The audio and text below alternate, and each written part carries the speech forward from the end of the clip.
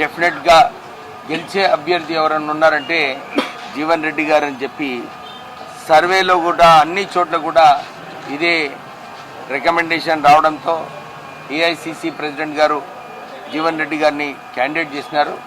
Definitely వారు చెప్పేలాగా Congress party ఈ వచ్చే పార్లమెంట్ ఎలక్షన్లలో 14 నుంచి 15 సీట్ల వరకు డెఫినెట్గా గెలుస్తుంది. మీరు అందరు చూసినారు, ఈ 100 రోజుల్లోనే రేవంత్ రెడ్డి గారు ఏదైతే నిర్ణయాలు తీసుకున్నారో ఈ రాష్ట్రంలో గ్యారంటీలు మేము అమలు చేస్తామని చెప్పి మన అసెంబ్లీ ఎలక్షన్స్లలో ఏదైతే మాట ఇచ్చారో ఆల్రెడీ 5 గ్యారంటీలు అమలు చేయడం జరిగింది. మేము మొన్న కర్ణాటక కూడా వెళ్ళినప్పుడు అక్కడ అందరు కూడా మాట్లాడుకుంటున్నారు, సార్ కాంగ్రెస్ పార్టీ ఏదైతే అక్కడ మాట ఇచ్చిందో అన్ని గ్యారంటీలు అక్కడ సరైన అమలుగా చేస్తున్నారు. తెలంగాణలో కూడా మల్లికార్జున్ ఖర్గే గారు ఇదే చెప్పినారు, అరే మేము కర్ణాటకలో చేస్తున్నాము, ఆంధ్రాలో తెలంగాణలో కూడా రేవంత్ రెడ్డి గారు అమలు చేస్తున్నారు, ఇది పకడ్బందీగా అమలు చేస్తే కాంగ్రెస్ పార్టీ ఇంకా బలపరుస్తుందని చెప్పి వారు చెప్పడం జరిగింది. రేవంత్ రెడ్డి గారు ఇదే ఆలోచనతోని అందరినీ కలుపుకొని అన్ని వర్గాలను దృష్టిలో పెట్టుకొని వారు ఈ ప్రభుత్వాన్ని ముందుకు తీసుకెళ్తున్నారు. మీరందరూ చూసినారు, ఇప్పుడే జీవన్ రెడ్డి గారు ఏదైతే చెప్పినారో ప్రాణహిత చేవెళ్ల ప్రాజెక్టు 36,000 కోట్ల ప్రాజెక్ట్ని 1,25,000 కోట్ల ప్రాజెక్ట్ చేసిన కేసీఆర్.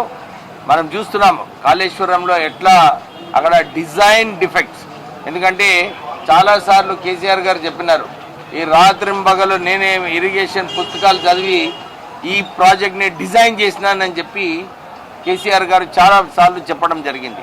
కానీ ఏమైంది, కేవలం కమిషన్లు దోచుకోనికే ఈ ప్రాజెక్ట్ని కాళేశ్వరంలో మార్చి ఈ ప్రాజెక్ట్ని 1,25,000 కోట్ల రూపాయలు చేస్తారు.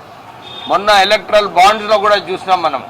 ఈ ఎలక్ట్రల్ బాండ్స్లో ఎవరైతే కాంట్రాక్టర్ ఈ కాళేశ్వరం ప్రాజెక్టులో పనిచేస్తారో వాళ్ళే ఎక్కువ నిధులు ఎలక్ట్రల్ బాండ్స్ ద్వారా టీఆర్ఎస్ పార్టీకి డొనేట్ చేయడం జరిగింది. అంటే మన తెలంగాణ ప్రజల పైసలు కాంట్రాక్టర్ ద్వారా మళ్ళీ కల్వకుంట్ల కుటుంబానికి ఈ నిధులు రావడం జరిగింది.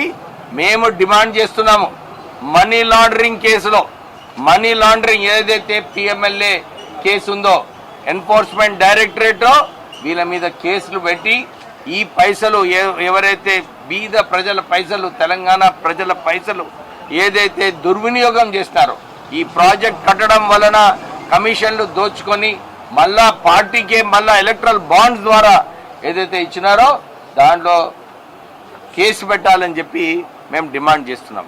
అంతేగాక మీరు చూస్తున్నారు, ఈ 10 సంవత్సరాలు ఏదైతే కేసీఆర్ అహంకారంగా ఈ రాష్ట్రాన్ని పరిపాలించినారో ఈ ఫోన్ ట్యాపింగ్ ఇది ఒక పెద్ద అఫెన్స్ అన్నమాట, క్రిమినల్ అఫెన్స్. యాక్చువల్లీ పార్లమెంట్లో ఇంతకుముందు ఫోన్ ట్యాపింగ్ అయినప్పుడు చట్టం తీసుకొచ్చినారు, ఏ పరిస్థితులలో కూడా ఫోన్ ట్యాపింగ్ చేయొద్దు, కేవలం chief secretary of the state వారు స్పెషల్ సర్కమ్స్టాన్సెస్లో ఎక్కడైతే దేశానికి వ్యతిరేకంగా ఎవరైనా పనిచేస్తే వాళ్ళ ఫోన్లే కేవలం ట్యాప్ చేయాలి, లేకుంటే సామాన్యుని టెలిఫోన్స్ ఇక్కడ కూడా ట్యాప్ చేయొద్దని చెప్పి చట్టం పార్లమెంట్లో పాస్ చేయడం జరిగింది.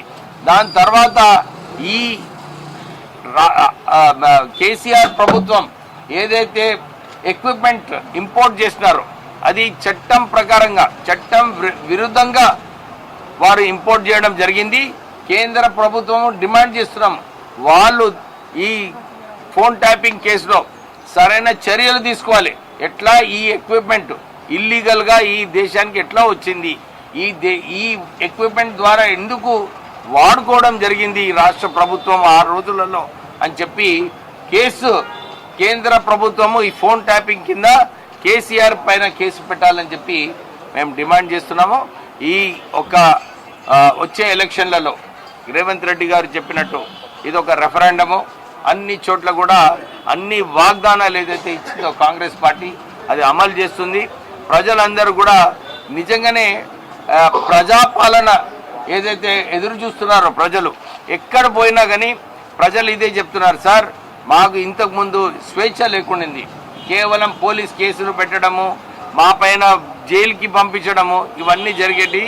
మేము కూడా మా సమస్యలు ఏదైతే ఉన్నాయో మేము ఎమ్మెల్యే దగ్గర పోయి మేము అడగడానికి కూడా భయం ఉండేది. కానీ మాకు ఇప్పుడు స్వేచ్ఛ వచ్చింది. ఏది ఉన్నా కానీ మేము మా ఎమ్మెల్యేను మా మంత్రులను కలిసి మా సమస్యలు ఏమున్నాయో చెప్పుకోవడానికి ఒక అవకాశం వచ్చింది.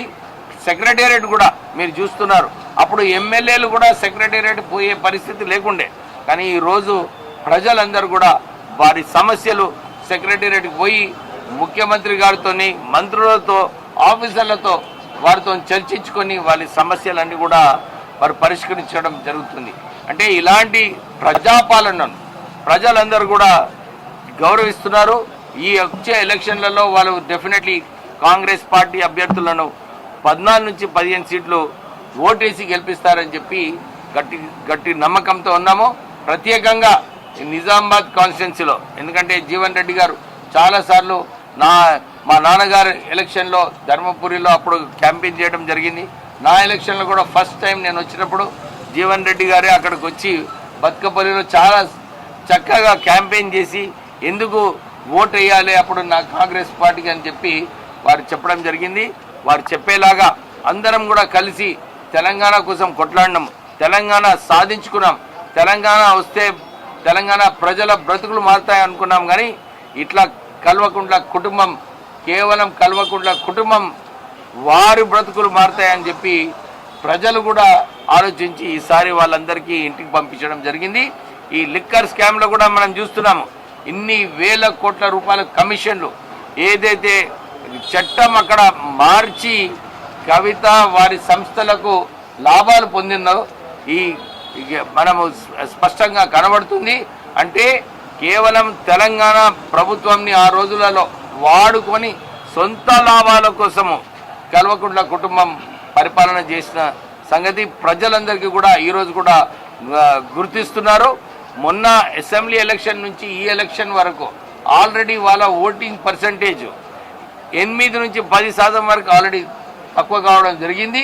ఈ పార్లమెంట్ ఎలక్షన్లో ఒక్క సీటు కూడా వచ్చే పరిస్థితులు లేవు. ఏదైతే అహంకారంగా టీఆర్ఎస్ పార్టీ ప్రభుత్వం నడిపించిందో ప్రజలు వరకు సరైన గుణపాఠం నేర్పిస్తారు. Thank you.